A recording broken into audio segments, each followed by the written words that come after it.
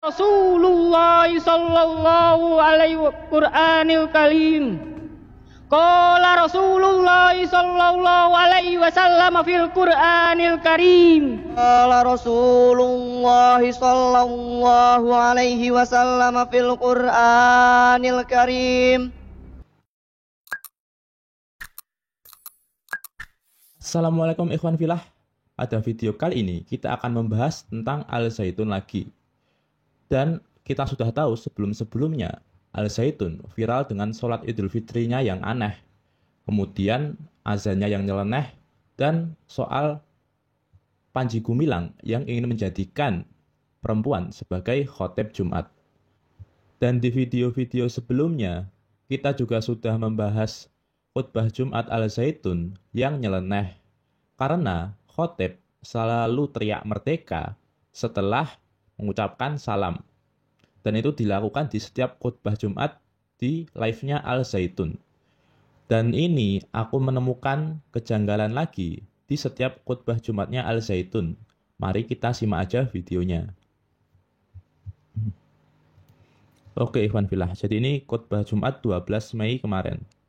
Ala alihi wa ashabihi ajma'in.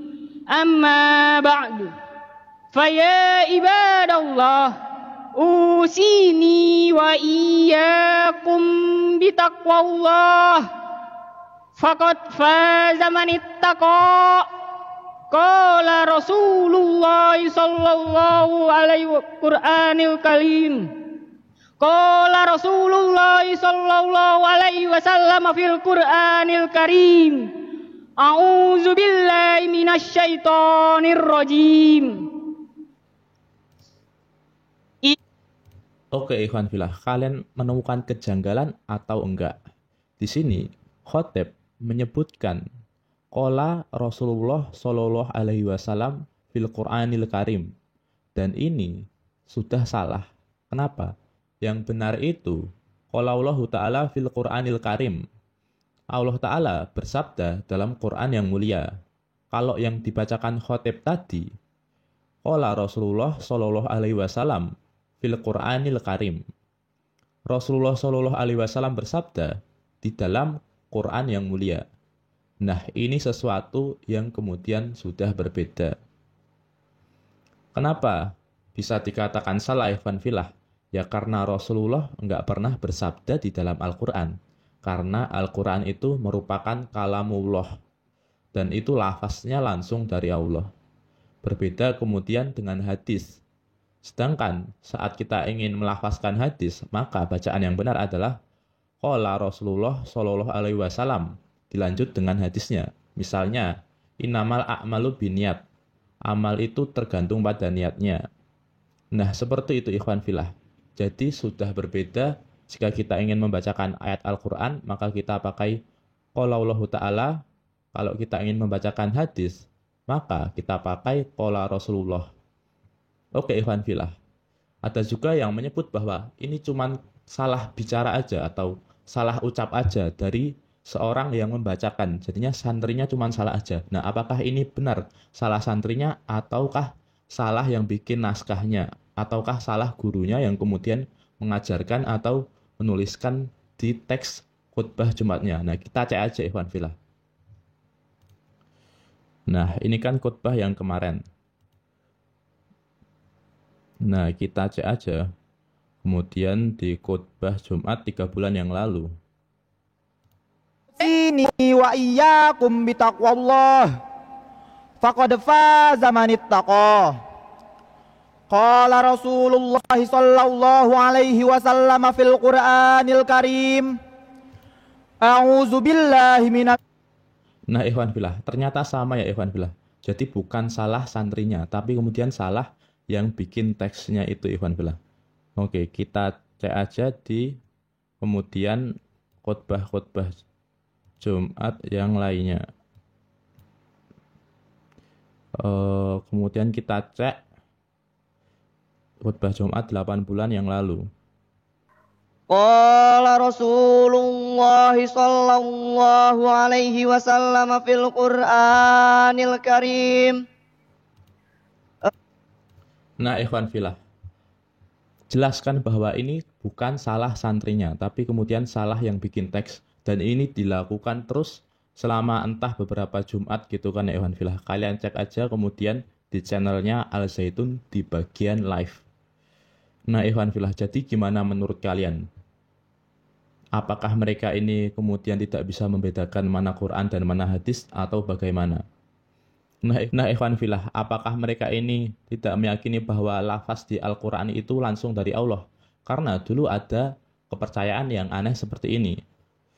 Dulu ada yang mengatakan firman Allah itu yang hakiki adalah tanpa huruf dan tanpa suara, yang membuatnya menjadi suara dan huruf sebagaimana kita kenal, yakni bersuara orang Arab dan berhuruf Arab. Itu adalah kreasi budaya manusia. Maka kitab suci adalah fiksi manusia, menggunakan piranti budaya manusia untuk membumikan firman Allah yang hakiki berupa gagasan itu.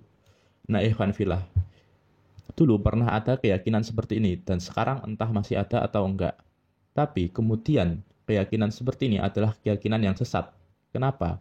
Karena mereka tidak meyakini bahwa Al-Quran itu lafaznya langsung dari Allah.